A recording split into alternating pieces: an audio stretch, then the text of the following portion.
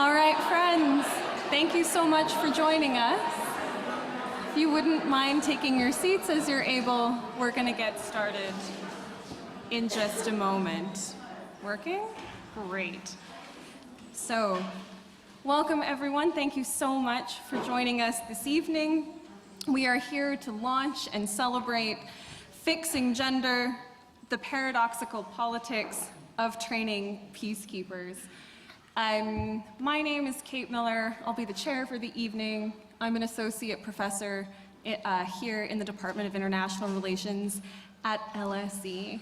I work also on questions of gender and international politics, but more importantly, I am here tonight as a friend and colleague of Dr. Holvikivi and an enormous fan of this book. I meant to note that IR is co-hosting this event along with the Department of Gender Studies.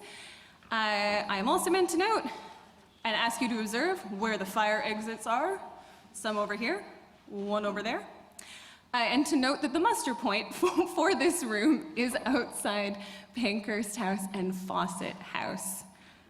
Should that be relevant? I am going to introduce the speakers, and then I'm going to run us through the order of the evening, and then we will get started. So, to begin, I am delighted to introduce our author for the evening.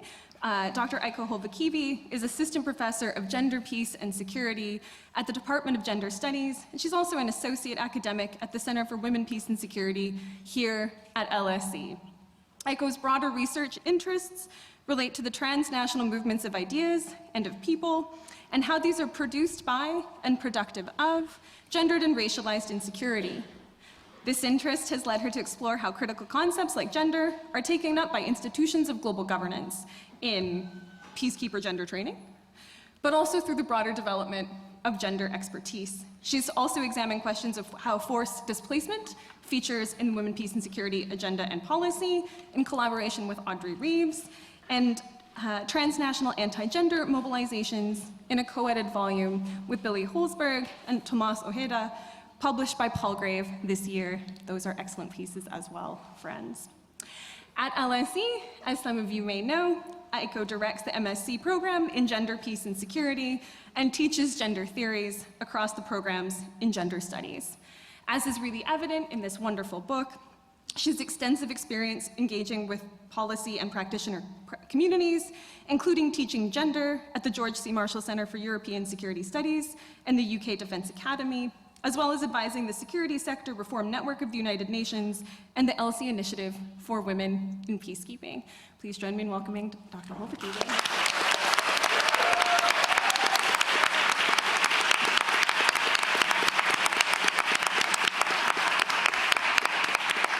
Now, I think what we'll do is I'll tell you about how the evening's going to go, and I will introduce the balance of our speakers before they speak. So what we're going to do now is Aiko is going to introduce the book. We will hear from all of our expert panelists for about 10 minutes. We will then turn over to yourselves for a Q&A, and then we will have a reception in this room subsequently. I'm also just checking with my colleagues, but I want to confirm, I believe the event is being recorded, and so please keep that in mind when offering a question. And so to begin, I'm going to hand over to Aiko.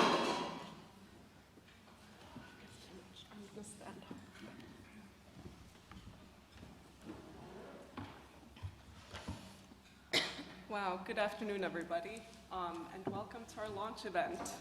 I'm so pleased and grateful to be here, and I wanted to start out by saying a few words of thanks to Kate for the generous introduction, and also for having been my fellow traveler for the past 16 years.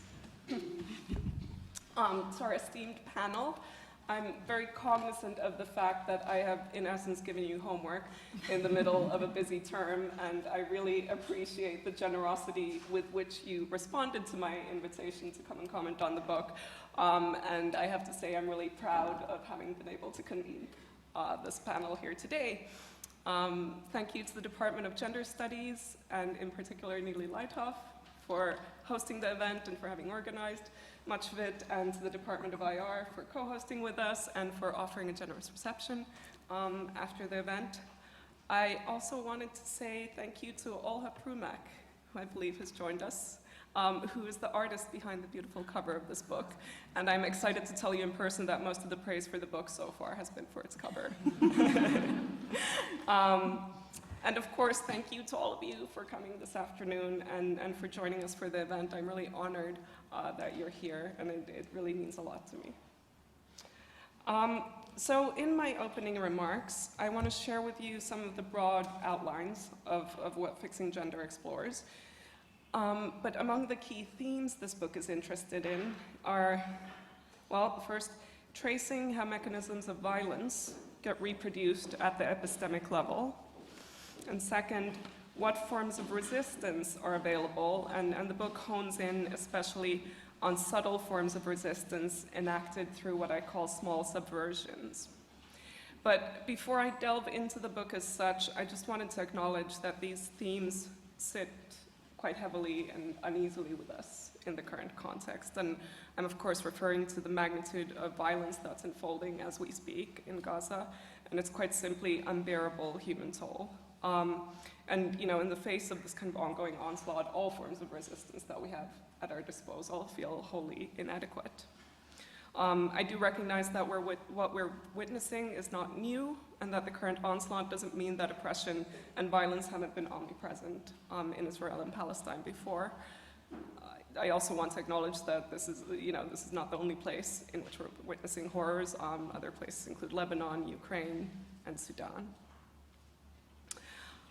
I do think that it remains a crucial task to ask questions about how people get interpolated to participate in structures of violence and become complicit in them. And I believe that addressing these questions helps understand how complicity is produced, and by extension, how it might be resisted. But of course, that's unsatisfactory in the short term. And so I don't propose to resolve that sense of unease. Indeed, for this book, I read a lot of work in the field of feminist pedagogy. And what I took from that, I learned from Deborah Britzman that it's very important to sit with what she calls difficult knowledge. And then in our teaching, Megan Bowler implores us to enact pedagogies of discomfort, to try and not make things that are not okay in the immediate term. So I just wanted to take a moment to acknowledge that.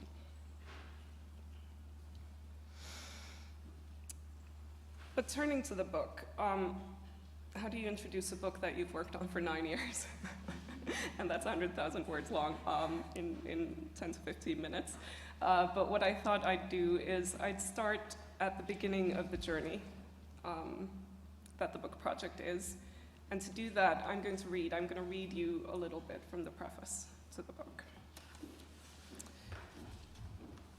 Of late, it seems that whenever an instance of discrimination or violation in an institution is exposed, the response to the problem includes, and sometimes even centers on, providing gender training for all concerned.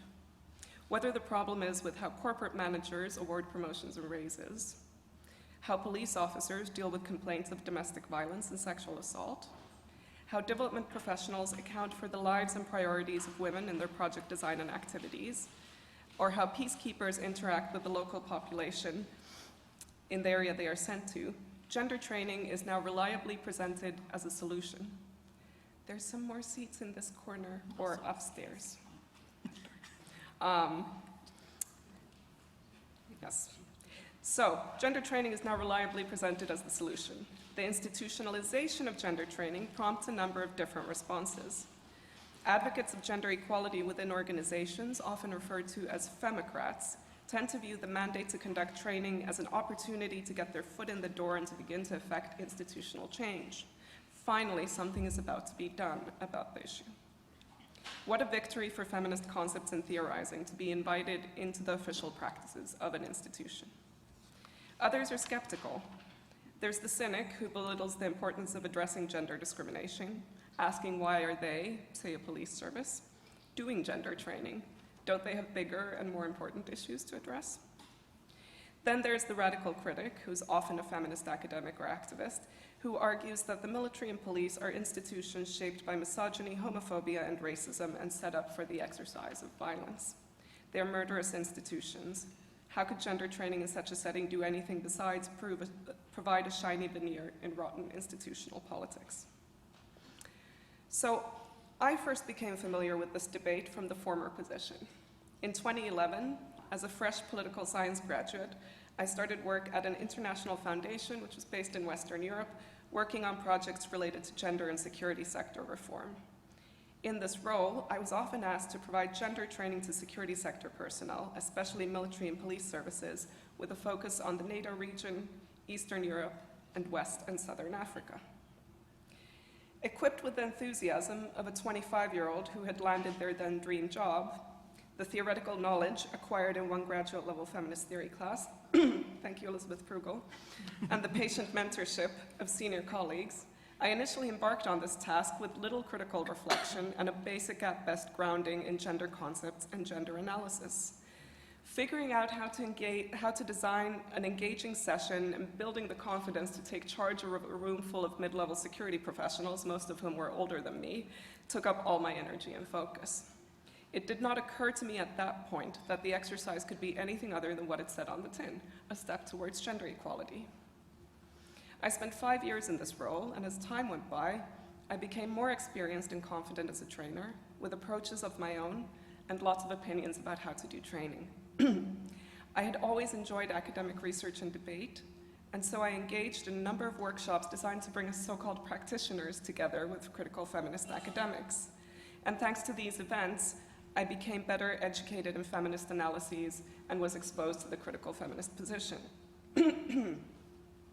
I will not lie, being confronted with this critique made me defensive, but it simultaneously provoked my curiosity about the political and epistemic effects of the training. The more training sessions I facilitated, the more questions posed by critical academics haunted me.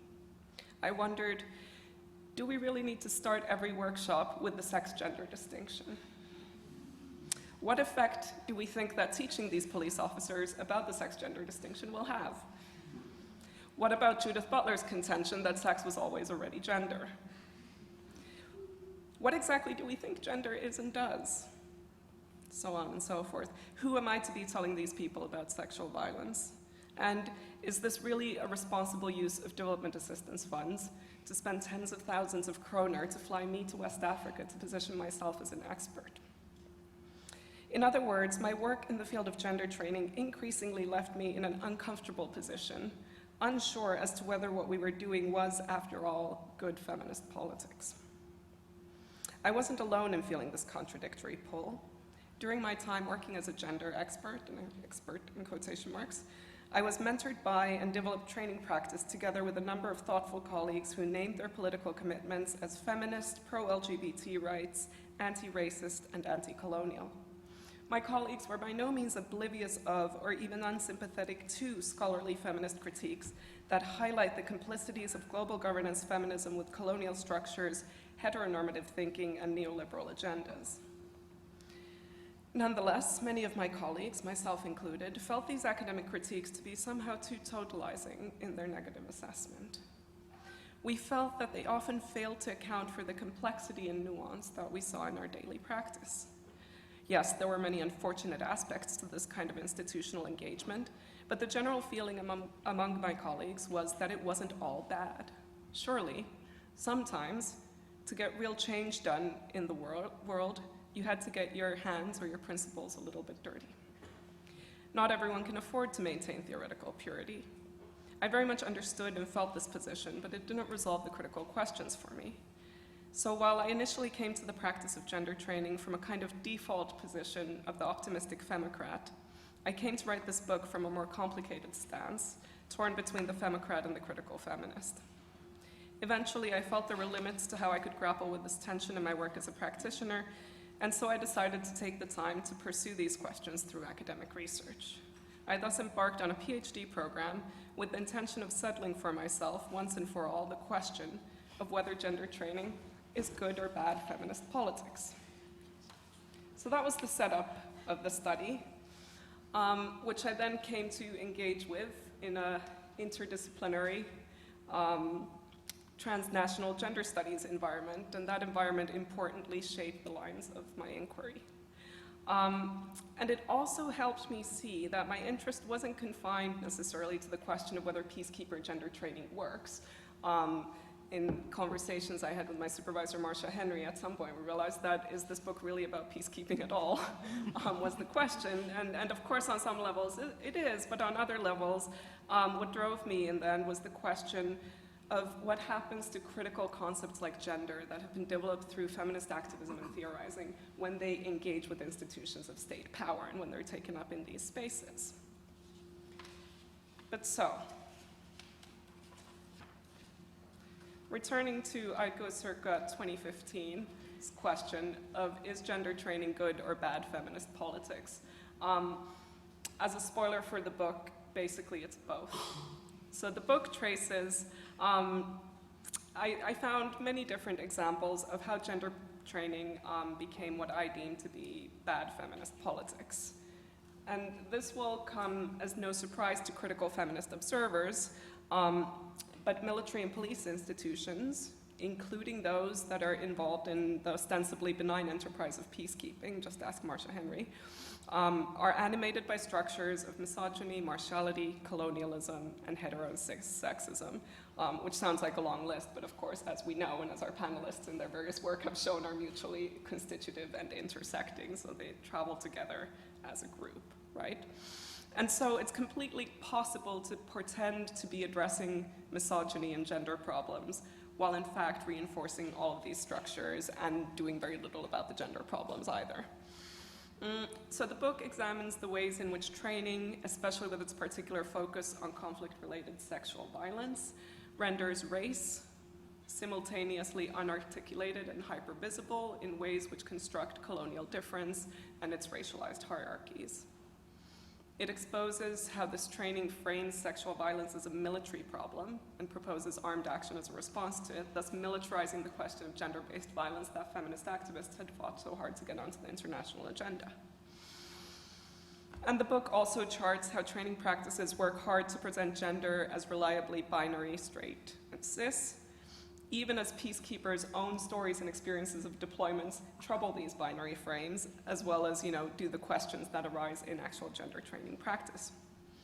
So in many ways, then, gender training confirms the suspicions of critical feminists, whereby it becomes a way for powerful institutions to fold in calls for change while actually reproducing global structures of hierarchy and domination in the process. At the same time, and as I noted in the preface, I came to this research wanting to provide an empirical account of training that didn't attempt to overwrite or smooth over its contradictions and its kind of general political messiness. I wanted to avoid, to borrow Eve Sedgwick's evocative phrase, I wanted to avoid doing a paranoid reading of this kind of training practice. And so I do argue in the book that gender training can also enact what I deem to be good feminist politics in at least two ways. First, while martial institutions attempt to domesticate gender and render it open to military solutions, as is the case in conflict-related sexual violence, this process isn't always full or complete. Homi Bhabha taught us that colonial discourses are characterized by ambivalence and internal contradiction. Gender training is not always successful at smoothing over these contradictions, and so it can, in fact, expose the problems with this discourse. So, for example, on the question of sexual violence, the point of the training is to convince peacekeepers that there's an armed solution to the problem of conflict-related sexual violence, that military and police actors are the right actors to be responding to this problem. However, in training practice, many peacekeepers discuss their experiences of deployment and their experiences of feeling wholly inadequate and ill-prepared to respond to this issue, some of them raising the question of why is the UN spending so much money sending so many soldiers and police officers when in fact they should be sending psychologists, doctors, social workers, and in the process they're uncannily echoing the arguments of critical feminist scholars like Sandra Whitworth, that's exactly her critique of peacekeeping. So it exposes ambivalences and contradictions in the militarizing endeavor. And second, sometimes these ambivalences are strategically exploited by feminist gender trainers. So over the course of first my professional research, my professional experience and then my research, I came across many gender trainers who are fully aware of the ways in which training could come to serve the interests of imperial politics, but who were committed to disrupting these kinds of chains of signification. In particular, they were invested in challenging scripts of racialized othering, which allowed them to understand gender, peacekeepers to understand gender as always the problem of racialized others, never of themselves. And in this process, they sought to explore complicities in racialized and gendered harms in a more ethical way. So I characterize this work as instigating a series of small subversions in how hegemonic scripts are reproduced.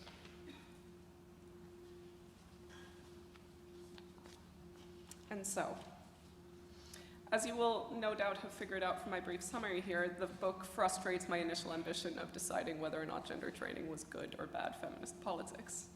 And this is where the concept of paradox comes in the subtitle of the book. So Joan Scott, in her groundbreaking work on the history of feminism, invites us to pay particular attention to paradoxical politics, where the formal definition of paradox is a proposition that is both true and false at the same time.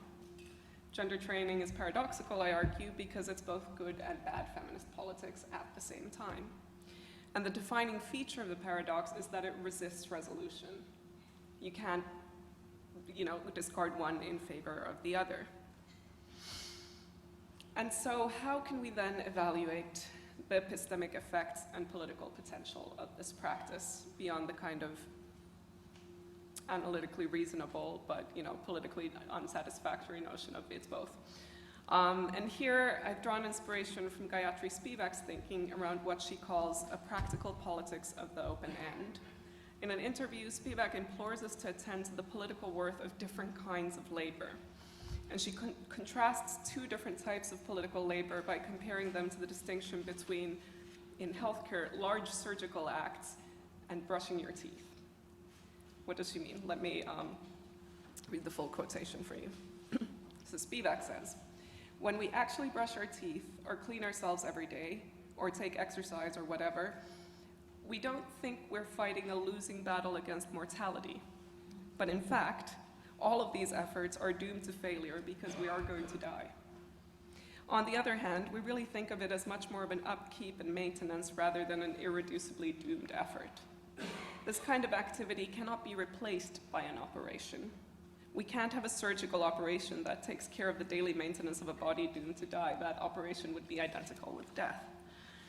And so, thinking with Spivak's analogy here, I suggest that we think about practices like gender training as an example of the teeth-brushing form of political labor. And by extension, there can be political worth in resisting misogyny, homophobia, and racism as logics of meaning-making wherever they come up, if this does the maintenance work of keeping alive the possibility of imagining other worlds, even where this labor doesn't guarantee a path towards political transformation. And this is where I kind of depart from the notion of the slow drip of change or incremental politics, that it's not, the worth of this kind of labor isn't premised on the notion that it will inevitably lead to something better.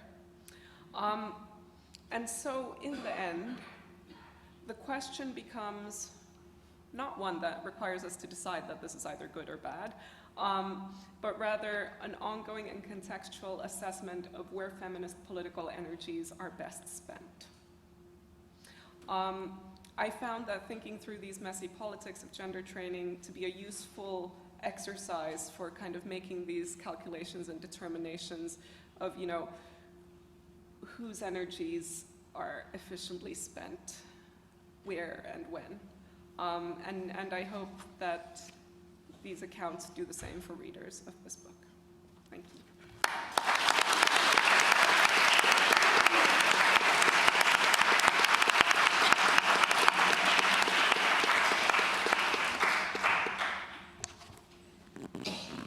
Thank you so much for those brilliant framing and opening comments, Aiko. It is now my pleasure to introduce our first panelist, Dr. Jasmine K. Gani, who's an assistant professor of international relations theory here at the LSE. She writes and teaches on anti-colonialism, race, knowledge production, theory, and history of international relations, as well as ideologies and social movements in the Middle East. She's currently working on a monograph on racial militarism that I cannot wait to read and preemptively recommend. And prior to joining LSE, I guess last month, thank you again and welcome, she was a senior lecturer in international relations at the University of St. Andrews. Please go ahead. Okay, is this working? Right. Thank you so much. Thanks, Kate, for the very generous, kind introduction. Especially thank you, Aiko, for inviting me to be a part of this illustrious panel, giving me the opportunity to read this beautiful book. So firstly, and most importantly, let me start by congratulating you on this book. It's fascinating, it's really thought-provoking, it's original, it's beautifully written, it's engaging, it's extensively researched. And throughout the book, I was constantly thinking, I was constantly asking questions of myself. It was probing. I think that's the best kind of book. And I was regularly applying it to other scenarios outside of just martial institutions, to problems in other social and political landscapes. So I think this is a huge strength of the book. My comments, I just want to start off first of all with what I see as the big takeaways have been for me, although there were many. I'm going to stick to 3 and leave the rest to my fellow panelists. And then I'll finish off with a couple of questions on things that I was probing in my own mind, and you alluded to some of them actually in your presentation. So it probably is just an ongoing reflection and conversation. But first off, the book does a really great job in exploring the complexities in peacekeeper training. It's an area of peacekeeping and martial institutions and militarism more broadly that certainly I feel has been overlooked. And yet there's an entire ecosystem, as we see in the book, of training that tells us so much about the paradoxes that Aiko referred to, the messiness of what peacekeeping actually means, is supposed to be doing. So basically you have soldiers/police who are trained in killing, right? And yet they're called peacekeepers. And they operate in what Margot Tudor's called this liminal space, right, between war and peace. Peacekeeping is somewhere in between that. A liminal space conceptually between violence and benevolence. So those who are doing the peacekeeping also embody those contradictions. And so that paradox and that complexity was reflected really well in all of the case studies in gender training that are reflected in the book.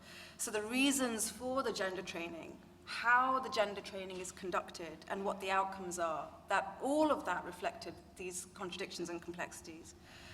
Secondly, a big takeaway that I took from the book is, and this is an area that I'm deeply interested in and work on, is that it broadly scrutinizes the entanglement between practitioners and academics. And Aiko, I suppose you're a perfect example of someone who's moved from one side of the coin to the other. And we're in a time when I'm sure any of the academics in the room will relate to this, or future academics, budding academics that we have amongst us. So we're in a time when we're encouraged, in fact expected, or even pressurized to show that we have impact, right? That our knowledge can influence the real world, can shape the real world. And that should, and it does, for all of us, make us ask, okay, well, who am I impacting? How do we even measure that impact?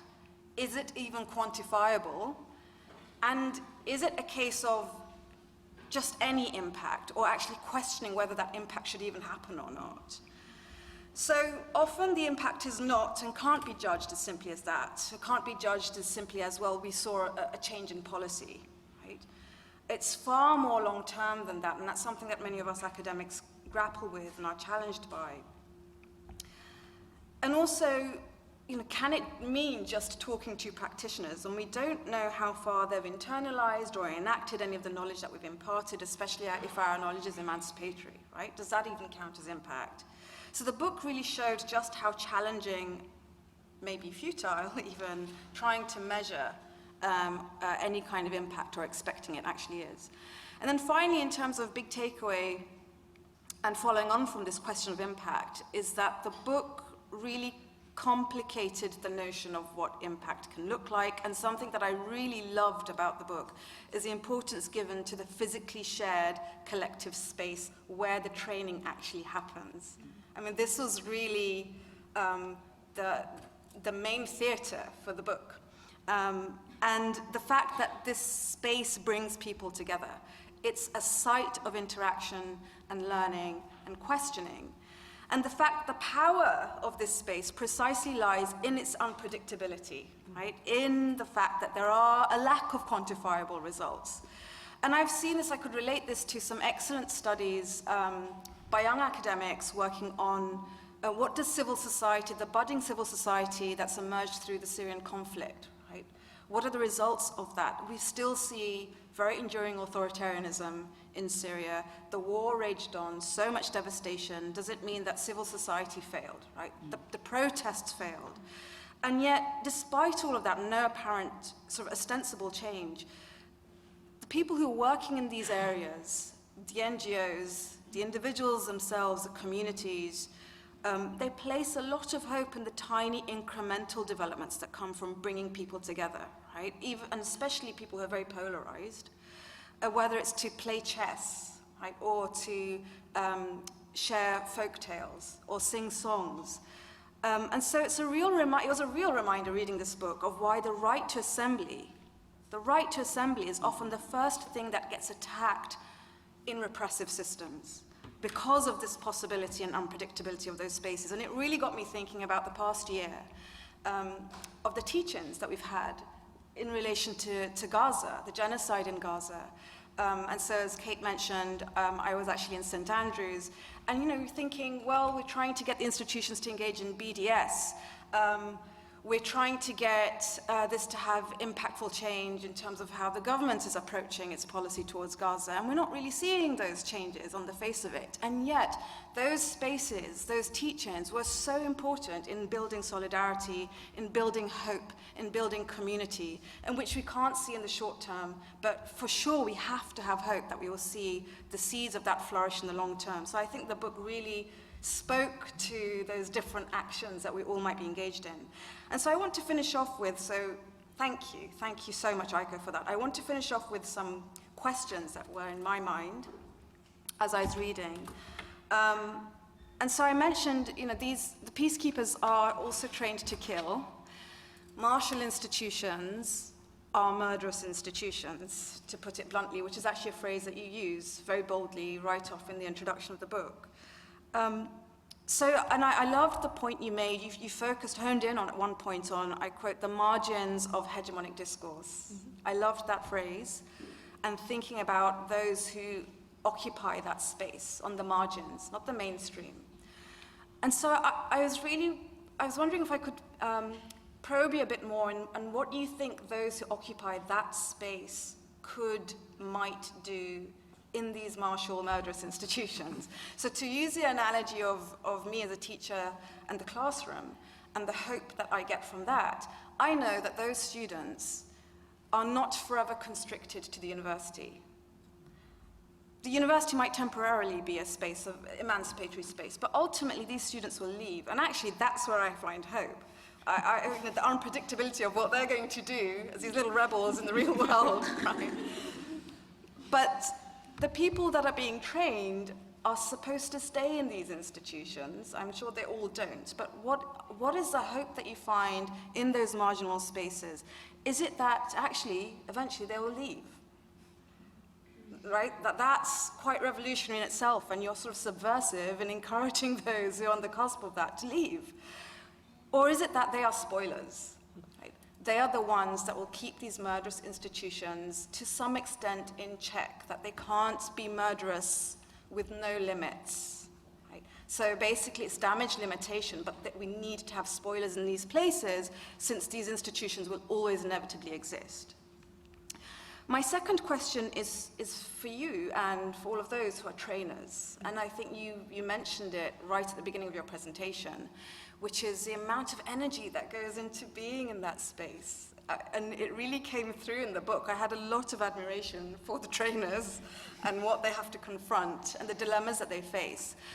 So given that there is no end to emancipatory projects that we can engage in the world, at what point does a trainer say, why am I spending my time here and not somewhere else, given that my energy and my time and my labor is limited? And so how did you address those dilemmas, or those that you met? Why did they choose to continue with that work? And the final is more of a practical question. Is in several of the chapters you spoke about the affective processes in the space of training, and really, really interesting is the relationship between emotion and feeling, and how actually emotion or feeling could count against you in that space, or even the trainer having to sort of not express or engage in that feeling. And that made me think, well, these are gendered spaces. So I didn't see it mentioned in the book. Was this training ever conducted to segregated spaces, to women only and men only, recognizing that that's a binary that is problematic? But has that ever been done? Because even we think about training when it comes to race issues. If you speak to a room of a mixed audience, obviously it's very productive and everyone there may have really laudable intentions, but if you spoke to an audience that were just of minoritized people, right, that have lived and breathed what racism feels like, that produces a very different conversation with different possibilities. So I was wondering if that is something that trainers also engage in, and if not, why not? And that's me. Thank you so much. Thank you.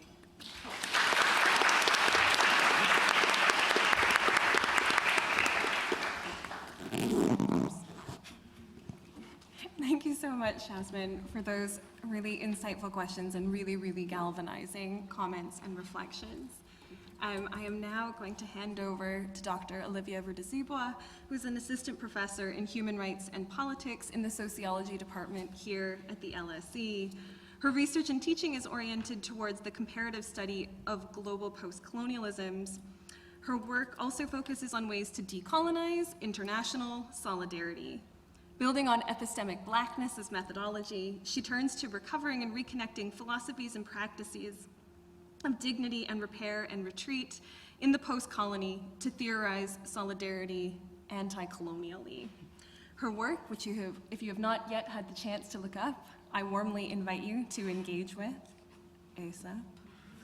Her work is informed by abolitionist thought, epistolary and narrative approaches in the social sciences, and seeks to contribute to the decentering of the West and whiteness in global social inquiry. Please go ahead. Thank you so much. Thank you. Thank you, Aiko, for having me here. We met 3 years ago when we both started the job. We hadn't seen each other since. That's how busy our jobs are. So this was like the nicest opportunity to, reconnect. And I really want to thank you for sharing this important work. I will be, it's not to be like for modest or whatever, but I will be a bit all over the place because I am, because of the world, but also because I'm trying to work through what I've engaged with, right? So if that's the case, it's not because you weren't clear, it's because I'm still processing. And one of the reasons is I find this book an incredible example of how we can do academia in a way that is not fault-finding and let's just be mean or whatever, but generally engage with the world, but also with people, and in what they're doing. And at the same time, I'm wrestling with, as Kate said, with the fact that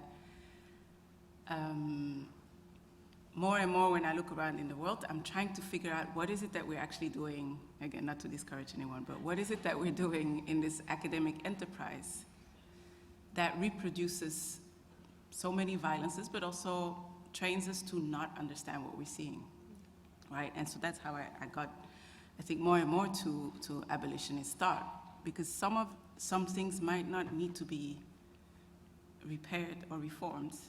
And how can it be generative to think, let's start by saying, let's get rid of the military, and how would that kind of reshape then how we study with the same type of care the work that people are doing inside those institutions, right? So I already gave the spoiler alert, because that is the thing what I'm struggling with, but also what I think your book really invites us to think with. And so the context in which I'm bringing in abolitionist thought in here, why I also feel like I resonated with a lot in the book, is before ending up in teaching human rights and politics, I ran away from development studies for abolitionist reasons, right? And it's not that different, so I'm not sure where I ran to. But there is something that, and I just gave like 2 weeks ago a talk actually about what would it look like to take abolitionist thought seriously when it comes to aid and development. And that's, at least arguably, we could say that's an industry that is not confined to killing people. So there is something there, so there is something about abolitionist approaches to the military-industrial complex or the police, and then how that sits much more uncomfortably when we apply it to development studies, because at least there, and it's also part of, I think, the generosity with which we can understand the work of the trainers. We ascribe our actions to the good, to something good, right? And so I think for me, it's like from the realization that colonial violence could not have been so effective and reproduce itself so efficiently in the present without the band-aid of aid and development. I think it's a paradox that weighs every day more on me than us being able to acknowledge the paradox. So I think that for me, this would be the invitation, like how would you say, after the book actually, so it's not a comment of the book should have done it, but it's like after the book, how do we travel with the paradox even further? And I'll read also, just to give you an example of the humbleness, but also the kindness in how you, so whenever somebody tells you, write a piece to show that you find a gap in the literature, blah, blah, blah, think of how you can frame it differently. It's page 164. And you say, my point is, again, more modesty in academia, amounting to a plea not to write off the practice as doomed to failure, and therefore to be written off without analytical engagement. My aim has been to demonstrate that feminist theory can inform feminist pedagogical approaches that have subversive potential, and that those who engage in feminist theorizing can both support and learn from the practice of gender training. So I think for me the question would be, what is it that we need to learn from within academia, let's say from the granular, the super important granular work that you do, about feminist politics, and vice versa, obviously, right? But because this is an academic context. So one of the ways I was trying to think about it, and I put it to you as a question or a suggestion, is that I have found it is maybe, yeah, the first point would be, is there something in the inter or multidisciplinary approach that you have that can be teased out as much more, to some extent maybe incommensurable, but also maybe a kind of difference? And I was trying to figure out whether it was something to do with the difference between the post-structural invitation to complicate things and the maybe black feminist, abolitionist, anti-colonial invitation to attend to complexity. And so I think that for me then would make that, rather than understand reparative reading as something that attends both to the good and the bad, to think of the more anti-colonial understanding of reparation or repair, which then makes the military so impossible that the consequences for the training would be different. And so when I say abolitionist, it's genuine and it's not metaphorical, but it can accommodate pending revolution. But I think pending revolution is something else than or maybe goes beyond the more minor subversions, right? So yeah, I was wondering whether it's, and again, I don't think that the disciplines are that important, but there was something I was thinking, there is, or even a post-structural approach to post-colonial studies that the decolonial studies have been trying, by being slightly more focused on the material and reproduction of this, try to attend to. So I don't mean it as an either or, but more as how can we stay with the trouble in a way that just does not keep us staying there, but actually really refusing what we don't want anymore. So I guess then that might complicate your question of good or bad feminist politics into within academia, but also in activism. How can we do more labor in further defining what good feminist politics is? And we know the whole spectrum, because we have white supremacist feminists all the way to, all the others. So if we can tease out what this project brings to our understanding of what can be acceptable good feminist politics, or where we need to push further, specifically when we are operating this in structures that are organized by white supremacist ideologies. And that's not something we can fix from the inside, I think. So I've, what does your research do for yourself in that, but also for us? Like, how can we take this further into, and just also I wanted to acknowledge that I think there is really a really important merit to, and I don't think it's just humanizing research, but to take people in their work seriously, even while we are calling for, let's get rid of this because it doesn't work right. And so I think I want to thank you for the honest struggling that you're generous enough to share with us on paper, and I think it's really sets an important example. So I guess my invitation is like, how do we move from acknowledging, like we do land acknowledgements, right? Like how we go from acknowledging to calling with the same type of research, or what type of research is required to say, give back the land. So I'll end it there, thank you.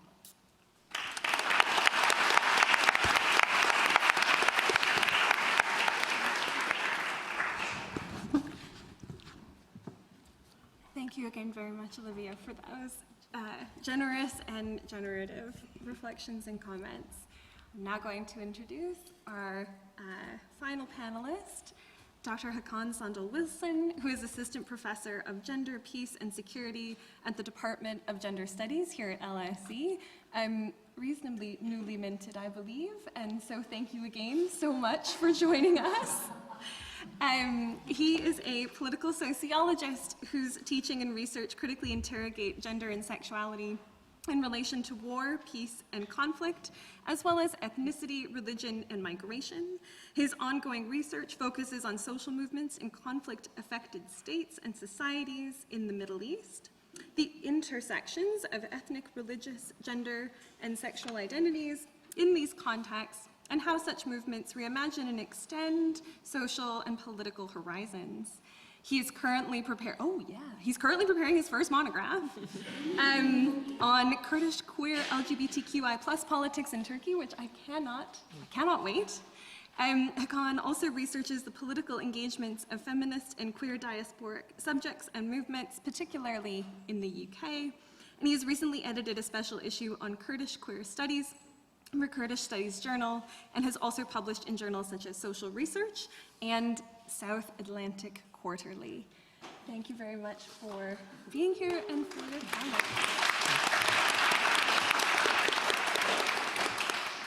Thank you so much, and I'd like to also start by congratulating Aiko. It is wonderful to be here at the book launch of Fixing Gender, a book that gave me a lot to think about and reflect on, as well as intellectual joy. It was also super exciting to hear such wonderful reflections about the book by the previous speakers, which testify to the power of the book in, I guess, sparking conversations and fostering curiosity and opening up a space to reflect on pressing issues, especially at this difficult contemporary moment. At a time where anti-gender, anti-feminist, and anti-LGBTQ+ politics are brazenly visible and are mobilized, harming lives, and at a time where martial institutions are regarded as natural, inevitable, and are praised, Aiko Holvikivi's book does not pretend to offer us a fantasy, safe, secure place to think, analyze, and theorize. Rather, it puts us in the midst of multiple conflicts. Aiko explores the politics of gender as a concept and what political work it does do, what meanings it acquires in the context of gender training in peacekeeping institutions. Her close attention to gender and gender training reveals a multitude of logics, political positions, and political directions. Through this attention, informed by intersectional feminist political commitments, the book explores and exposes the logics of coloniality, power, racialization, and heteronormativity. And Aiko does not aim to come up with an answer to the question of whether gender training is good or bad, as we have discussed, as we have heard, and as we have read. It is both good and bad feminist politics. And that we might be able to find the possibility of resistance and moments of subversion within this tension. So she's not trying to solve a puzzle or provide a one-size-fits-all theoretical framework or political position. On the contrary, Aiko attends to the complexity of gender training and the complexity of change and transformation. She's not at all praising gender training as an inherently positive, normative way forward, but at the same time, she does not see it as a lost cause either. Aiko insists on centering feminist pedagogical possibilities, making disruptions and subversions visible and indeed imaginable, and insists on tracing the potentials afforded by gender itself. So, reading the book, I really admired the care and labor that went into it.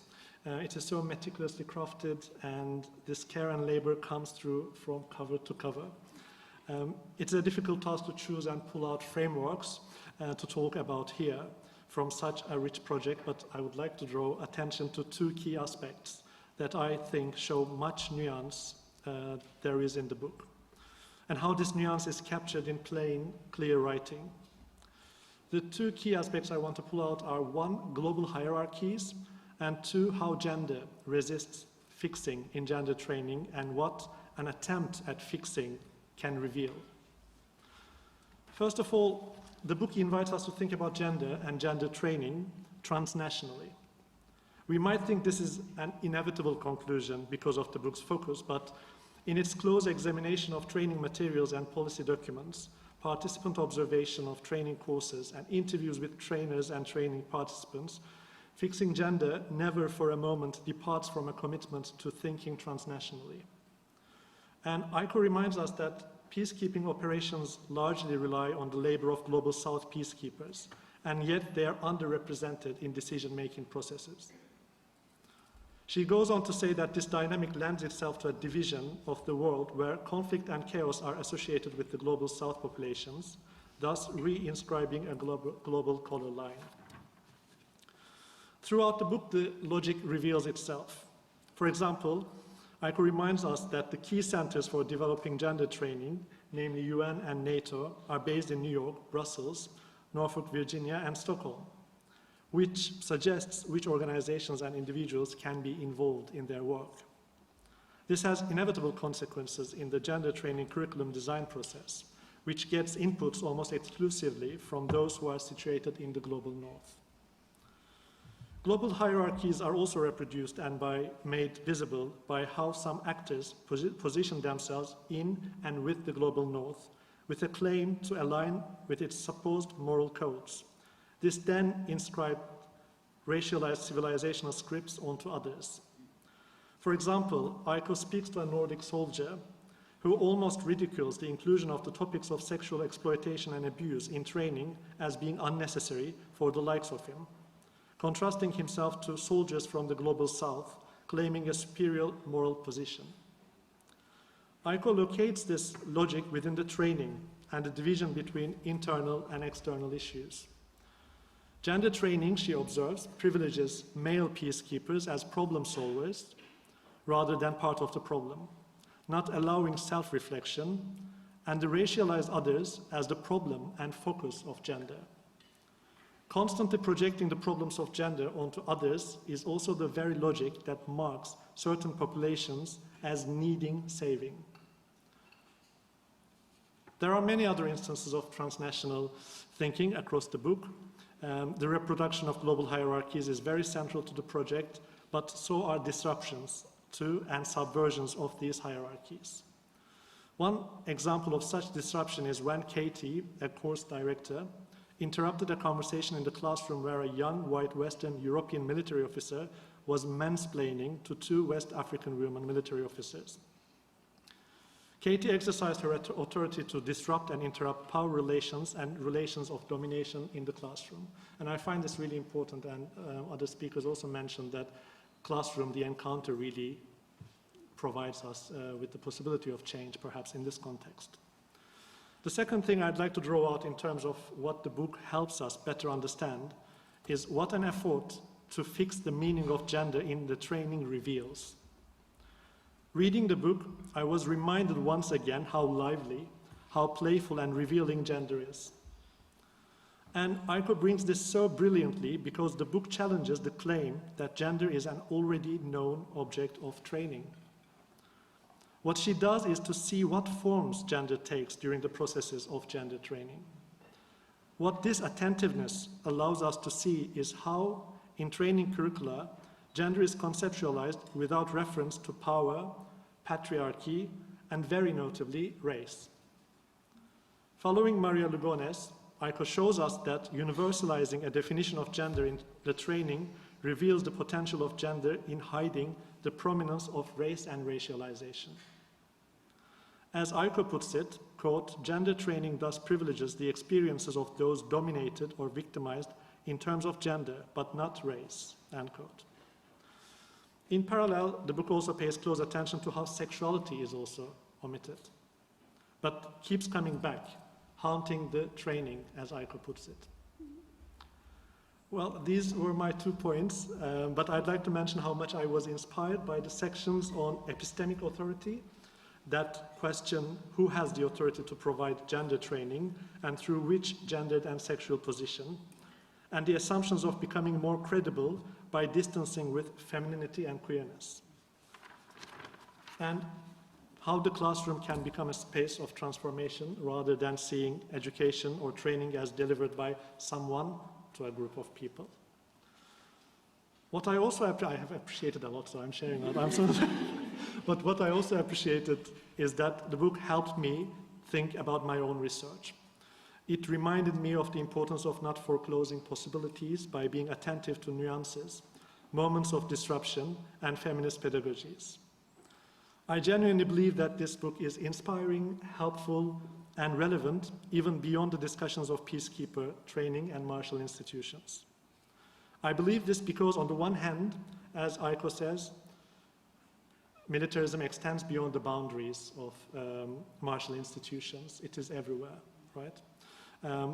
But also because of the clear and at times challenging analyses and instances that the book provides, helping us to attend to perhaps difficult political dilemmas. So rather than claiming to give a straightforward roadmap for feminist politics, the book powerfully asserts where to find potentials of change, disruption.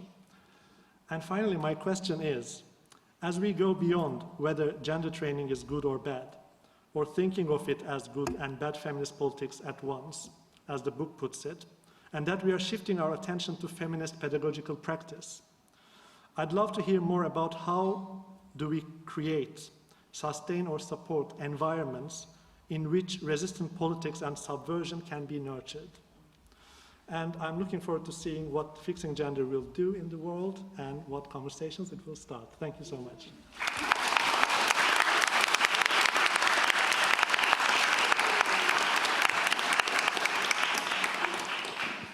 All right. Friends, we are about to turn over to you for questions. But as you think of, and the notes say questions, perhaps rather than monologues, if that's all right, everyone, though we welcome all of your thoughts. But as you are thinking and formulating your questions, I wonder if, Aiko, if you would like to reflect or respond to any of the comments from the panelists, and then we will, so you tell I really just don't trust the microphone at all. And then, friends, we will turn over to you. So please go ahead. Sure. Oh, yes, thanks. Thanks so much, and thank you all for your generous readings and engagements, and it was exactly what one hopes, is to hear how, you know, it resonates with, you know, I read and admire all of your work, so to hear that there's, it provokes thoughts is always a wonderful gift. I won't be able to do justice to all of the comments, but maybe if I pick one from each, and then I hope I can fold them in. I'll start with your easiest question, Jasmine, which was the question of whether there are segregated spaces. You know, are there, which in the context of peacekeeper gender training would generally be men and women separated.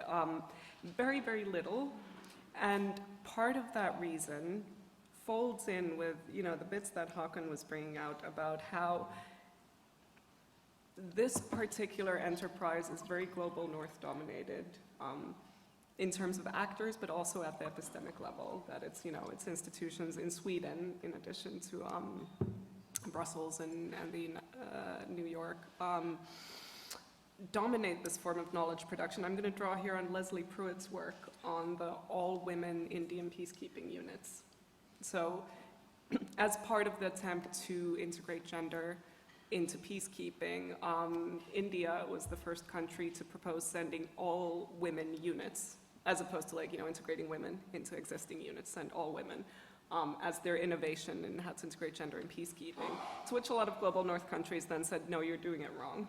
Basically, that's not how you integrate gender, that's racist, and so forth. So I think there's this kind of model of thought that there's a very particular prescriptive idea of what it means to integrate gender into peacekeeping that is shaped in certain centers of power, which is probably what resists this kind of approach as well, which of course, and we talk about this a lot in our GPS classes, right? Because in terms of taking seriously the subjectivities of these people, peacekeeping is a very lucrative enterprise, and being able to deploy as part of an all-women unit for peacekeepers from countries like India and Bangladesh makes it much easier for them to deploy, so it effectively counts them. But so it ties in with a larger epistemic point.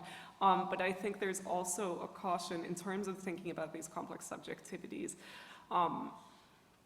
You can also get a sense of, because you're speaking about, I forget the exact terminology of the marginalized, of the rich, marginalized, or so on. What does it mean to be marginalized within your role as a military peacekeeper, right? And it can lead to there's a lot of scholarship and practitioner talk that I take issue with, where you have women in the military who describe themselves as, the subaltern, as, the most marginalized, which of course doesn't take into account their uniform and weapon and, the power they exercise over the people who are at the receiving end of these violent institutions. So it becomes messier in terms of what it would mean. So kind of two different takes on that question, which I think builds towards the points you were making, Olivia.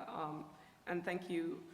I think your framing of after the book of where does it leave me is very apt. So I'm not suggesting to repair the peacekeeping enterprise. That's not where my commitments lie in terms of making it. I don't see this as a way of making it better and making it responsible and so forth. But I guess, and I'm very, I'm very much looking forward to engaging more with abolitionist thought in terms of getting around or working through the question. It kind of, very much the starting off point of this book is that this is a global enterprise in which all these people are involved. Many of whom would contest that even though that is the case, they don't necessarily see their primary job as exercising violence or killing people. You meet lots of peacekeepers who see themselves as humanitarians, out to save, so there are various kinds of motivations and reasons people are doing this. And I guess it's not so much a question of, accepting that framing and, making the military do that. It's a question of what do you do with all these people who are currently in that position. In parallel to this project, we've been working with Billy and Tomas and loads of wonderful authors on the question of transnational anti-gender politics. And one of the questions that comes up there is like, well, how do you engage with all these people who are involved in these discourses and in what's going on? So I guess it's not pending revolution, it's what is their role in the revolution, kind of, or you know, what do we do in that space? But yes, so the modesty of the claim is more about like a resistance, or you know, not accepting some of these frames, rather than setting out a path for rescuing the mission overall. That's not where my interests lie. Yeah, which was also kind of the question that Hakan was ending on, and I like that you and many others pointed to the classrooms, and I can tell that I think I've had so much fun discussing this book with other academics. I think it's because we all teach. So we all, and you know, we've all been students, and we've been in those classrooms, and you can know, and I have several like examples of this, like a point that I insist on making over and over again in the room, and I'm sure this will resonate with a lot of people, is that what happens in a classroom is often only kind of tangentially linked to what the teacher planned was going to happen, and what people take away from that can be completely, you know, can be very weakly linked. So these kind of like, what do we do in these spaces? But yeah, I guess it speaks to larger questions as well of what do we do when we leave that space, and what do we hope that moment, that interaction will have done is part of the curiosity that I think we might all share. But yes, I want to hear your questions and responses. Brilliant. Yes, please. Friends, if you would like to ask a question, please raise your hand and one of our colleagues will bring you a mic. Polite reminder, the session is being recorded. Oh. It's a short distance to travel. The aim is to take 3, but we will start here. Thank you so much. Hi, everyone. My name is Meredith, and I am in the Master's in Gender, Peace, and Security. My question is, like, front of mind is the reading we just did in Intro to GPS by, I believe, Claire Duncanson about NATO's gender advisors, and she talks about how a critical feminist reading of their role would be that they're either not feminists or they're feminists wasting their time, but rather she argues that they think of themselves perhaps as more working towards this regendering of institutions. And I wanted to ask what the trainees and the trainers that you encounter in your book think of themselves, if they think of themselves within this project of regendering, and also perhaps like what your thoughts are on the possibility of regendering these types of institutions. It's a wonderful question. Thank you. Anyone else? Yes, please, over here. Thank you. Congratulations again on the book. It sounds very, very interesting. I was wondering while you were speaking about like the heavy theoretical work that you had to do, but the moral work as well, like the moral questions that you faced. Are there specific experiences or anecdotes that sway or solidify your position in particular? In the field. In relation to? In the field, like your positions as feminine, well, teaching gender as both being good or bad, and like the experiences that made that position possible. Thank you very much. And yes, one from our friend in the back row. Thank you. Yeah, thank you. Hi, my name is Martin. And I was just curious if maybe you could touch a bit in your introduction lecture for the gender department. You talked about maybe the ways in which gender is being kind of erased even from these like training platforms, or like with these anti-gender politics going on in the world. And this kind of refusal now to even engage with gender in the first place.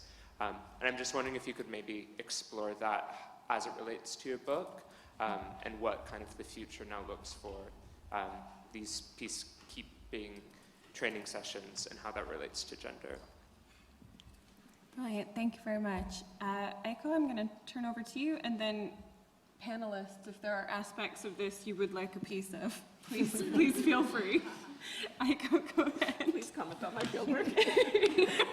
No, I think things might come up, so I would very much welcome chipping in. What a wonderful set of questions. Thank you all. So, Meredith, for context, we read a piece by Megan Bastick and Claire Duncanson, which looked at the experiences of NATO gender advisors and where do they situate themselves.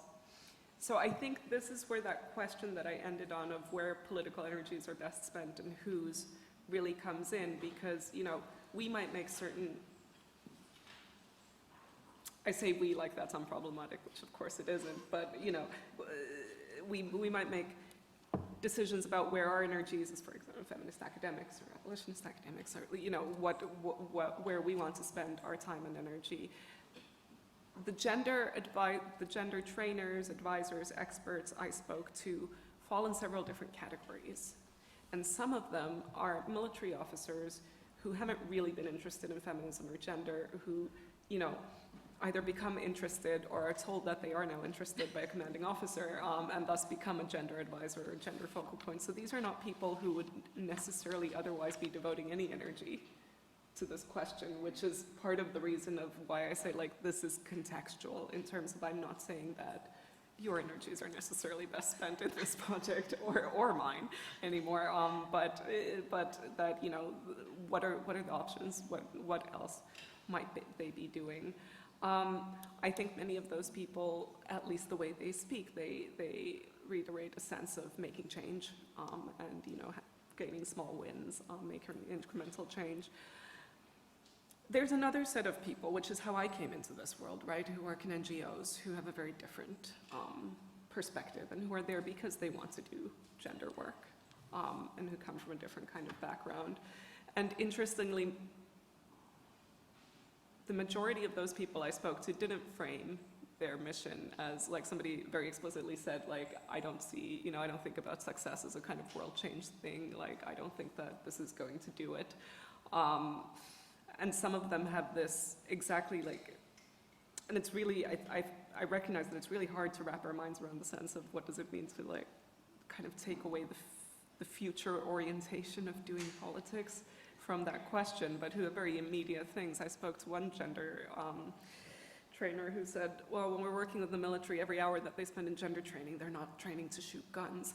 Like, you know, these kind of like very immediate, which isn't a world transformed thing at all. So there are many different motivations, and they situate themselves in this project in heterogeneous ways. Experiences or anecdotes that swayed my position. I think what really made it more complicated for me was exactly coming across peacekeepers and military personnel from many different locations and kind of life experiences and situations. Like and I think there's a field called critical military studies, I think we're particular, in which I partially situate this work, which is particularly guilty of talking about the military like it's one thing and it's the same everywhere. And the military tries to pretend that it is, and in the peacekeeping they're like, well, we're all, you know, we have the same rank structures and this, so we're interoperable is the word that they use. I don't think they are. I think different countries' militaries, the people in them, have different reasons for being there, different ideas of what the military is and does. You know, some of those motivations are material in terms of having a regular paycheck, so the kind of circuits of power and privilege are complicated, and I think that made me, can you say, more uneasy with the idea of just writing them all off as, you know, powerful and privileged and armed actors. Like, I guess yeah, that was something that swayed it for me. And is gender being erased in the conduct of this training? There's definitely, I think, an increasing reticence to put gender on the tin. So, like, for example, the UN peacekeeping training materials have modules on women, peace and security, conflict-related sexual violence, and sexual exploitation and abuse, which is what I've given it the term gender training. They do actually start with the definition of gender and how it, and I think I shared that in one of the classes I teach, gender v sex, a very kind of, binary definition. But yes, so there is a sense that gender as a term is increasingly being sneaked in under the radar. It depends on the context. In some contexts, people find it more difficult to talk about women than gender for various reasons. Thanks.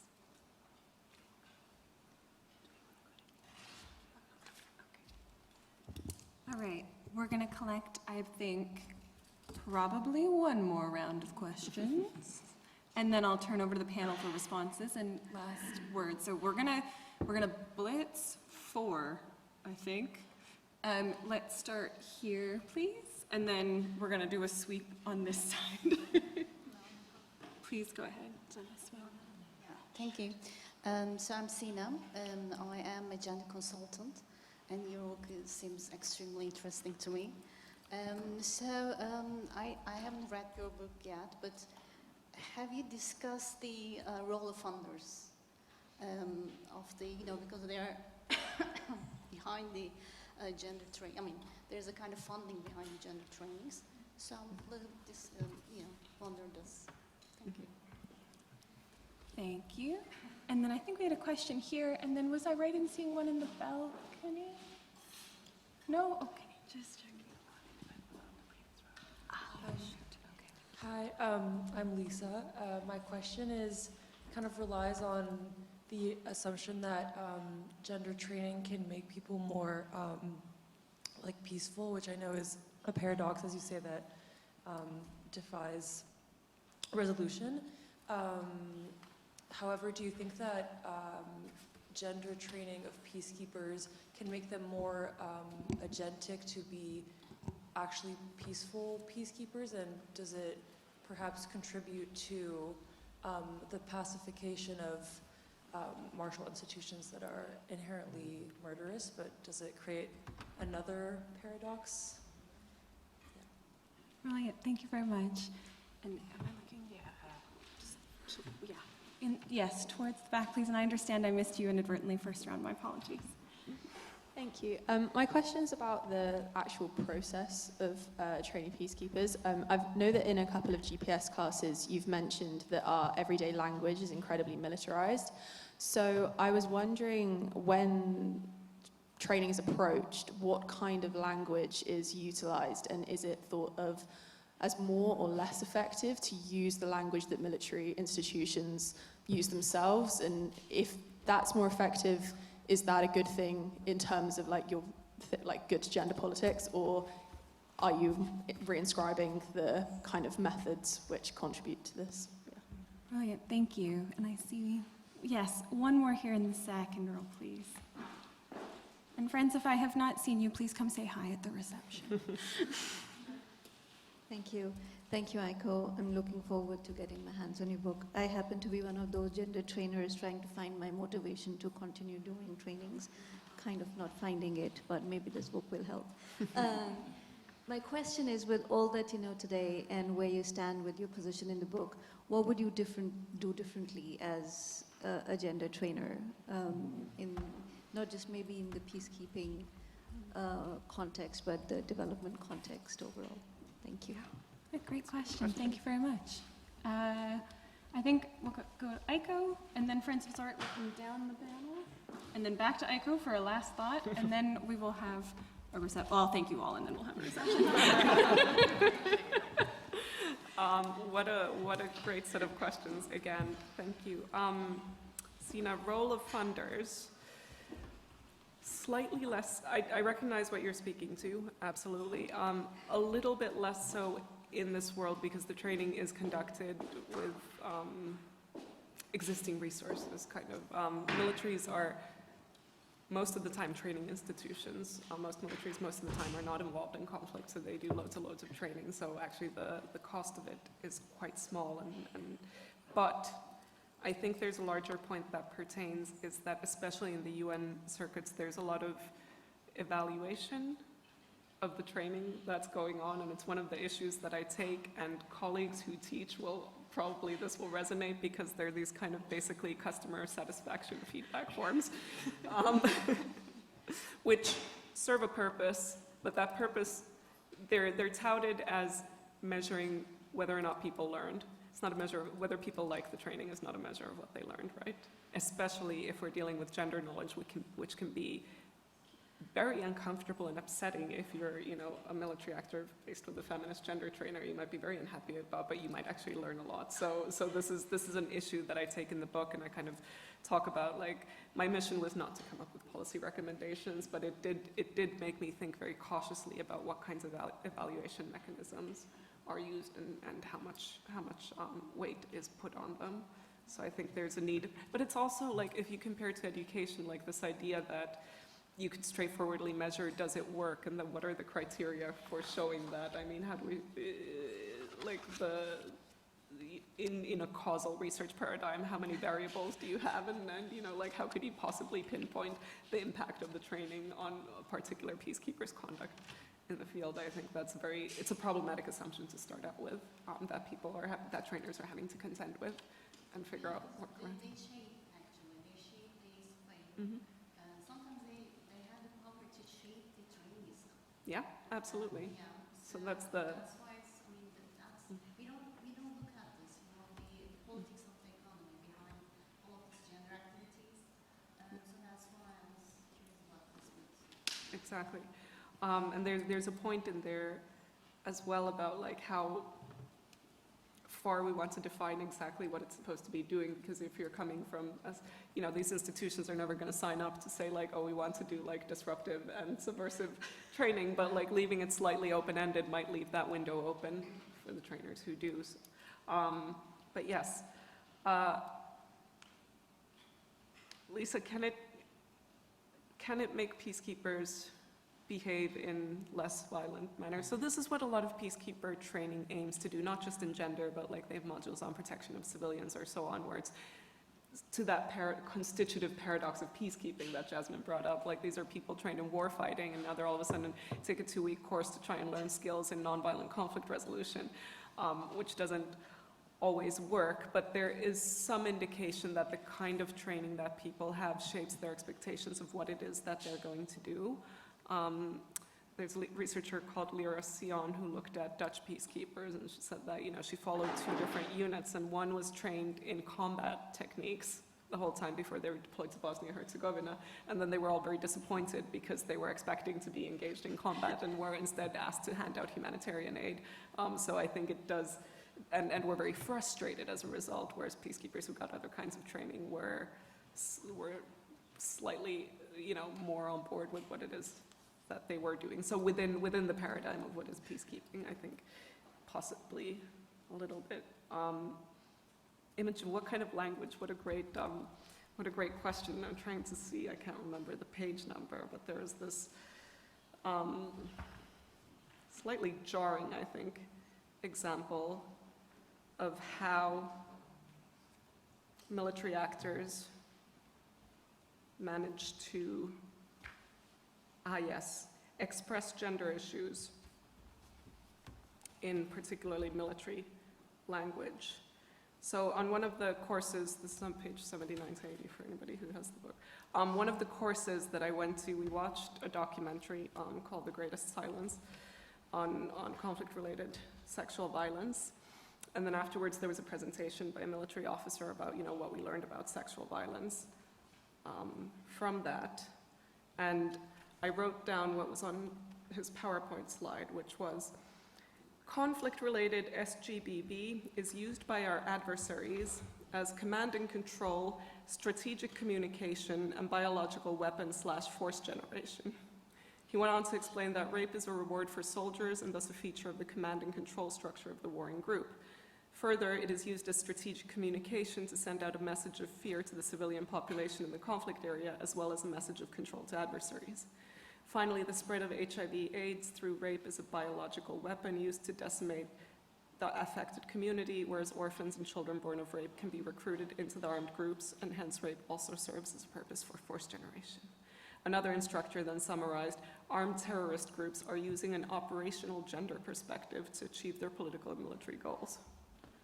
So, yes, gender, like this is the most poignant example, which is why I wrote it down, but there's a lot of work being done to, would feminist activists who lobbied for gender-based violence to be taken seriously in circuits of global governance recognize this? Probably not. So that's what happens in these circuits. Asya, I have a very practical reflection that I don't think is in the book, but that a little bit of it is.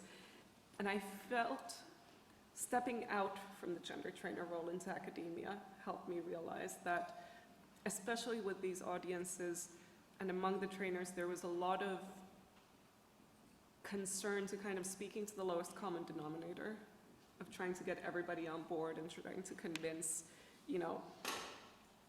the most skeptical people in the room that this was a good thing, and playing along and engaging with their ideas and so on. And it was only after stepping out of that, and obviously it's also a weird setup. Like when I started doing this, I was 26 in a room with like high-ranking military. Like also again this idea of the problems of the political economy of knowledge production and global hierarchies, right? Because I was in a Western European NGO, which was like absurd and probably offensive in retrospect. But in those positions, still whoever's standing up or who has a microphone has situational power, right? Regardless. And I realized that in retrospect, what I would have done differently, I would have realized that sometimes rather than speaking to the loudest and most resistant person in the room and trying to get them on board, it would have been more important to just take a stand. And that would have been, maybe for the people who were silent but who needed to hear somebody stand up to that kind of behavior. I think I had underestimated the power of the trainer in that, and that's what I would revisit. I'll be there. Thank you. Yeah. Please go ahead. Yeah, hard act to follow, both the questions and and the brilliant answers.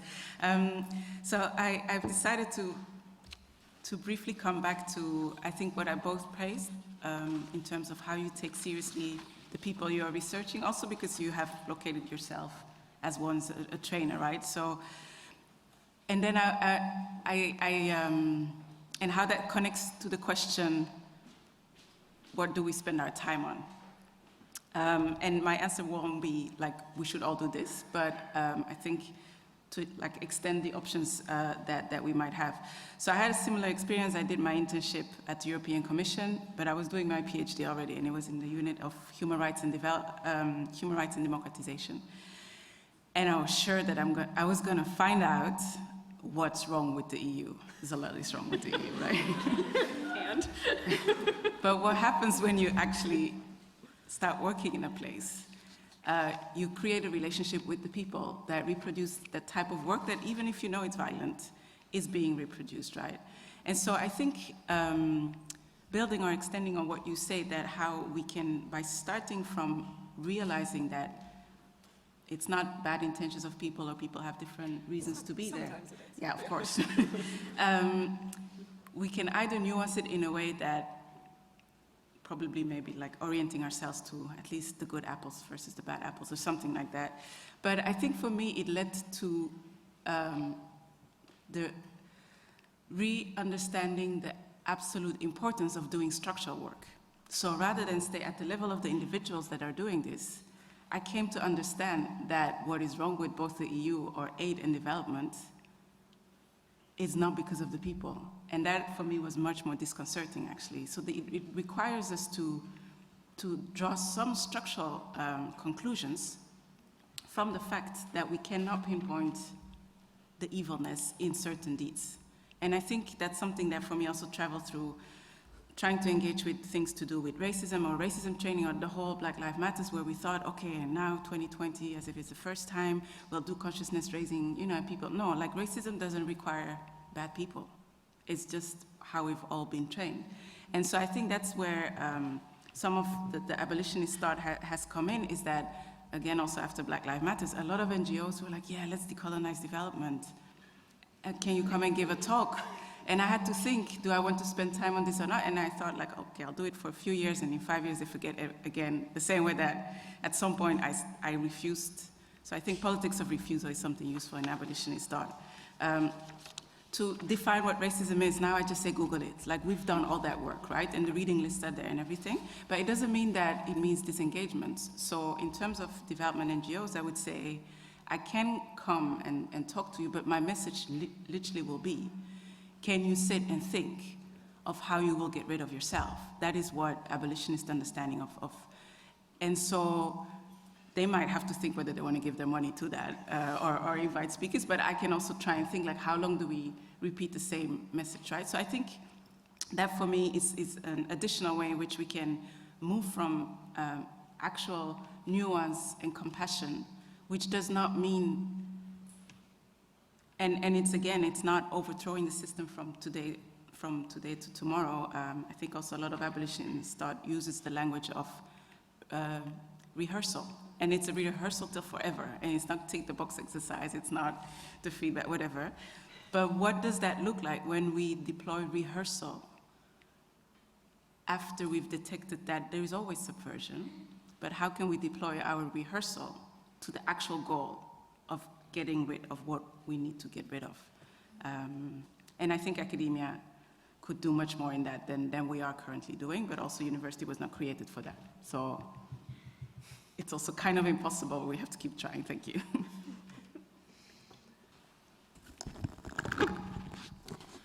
Thank you. I suppose I will just end on two short reflections. The first is, to the earlier question that I asked is, well, what do those who are subversive on the margins, what can they do in these institutions? And it occurred to me that in some ways, it might not be to necessarily transform these institutions, but just to provide a basis of legal accountability. Right? So once the gender training, or could be training in any other context, you've imparted what the legal and moral boundaries are, then these institutions cannot plead ignorance, right? And they can be held to account. And sometimes we find ourselves in positions where that is the bare minimum that we are doing in these spaces. And I say that knowing that I've been in these spaces. I was invited also to speak to military barracks about Syria, and thought, what am I telling these people? I'm relaying the colonial history in the region and the devastation that Western powers have wrought in these places. To provide them with historical context. And when some of them came up to me after saying, well, so what would you advise? And it was really difficult for me to not say, just leave well alone, right? But from my perspective, in terms of, I wasn't really sure what they were supposed to be doing with this, right? I sort of fulfilled what I was asked to do, but I think I saved myself from thinking I am now complicit in this organization, because I didn't hold back from the critique, and then it was up to them to decide what they're going to do with this information. But certainly now they could not go into the field and claim that they don't know the history and the background of what these people have endured, and then they have to make that decision. And then the final thing, I guess, is thinking about Tuck and Yang's very famous article on decolonization is not a metaphor, is, of course, all of this training, that it's a very interactive process, so people are sharing their experiences. And I suppose some of those training sessions lasted, it's not one session, it's sort of multiple sessions. So it may be that there's sort of feedback coming in when people have then, soldiers, peacekeepers, have reflected on, well, how did this translate to the field or not? So there is a reflexive mechanism built into some of these training sessions.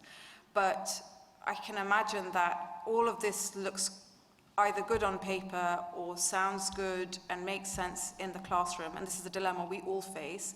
But then what happens when you have to put it into practice? And so the first thing that came to my mind is, well, you want to do the right thing, or you want to conduct yourself in a way that's appropriate with that gender training. But then you're also working in relation to your colleagues who may not have the same intention. And so where does groupthink come into this? What about psychological processes? So I can imagine with even any laudable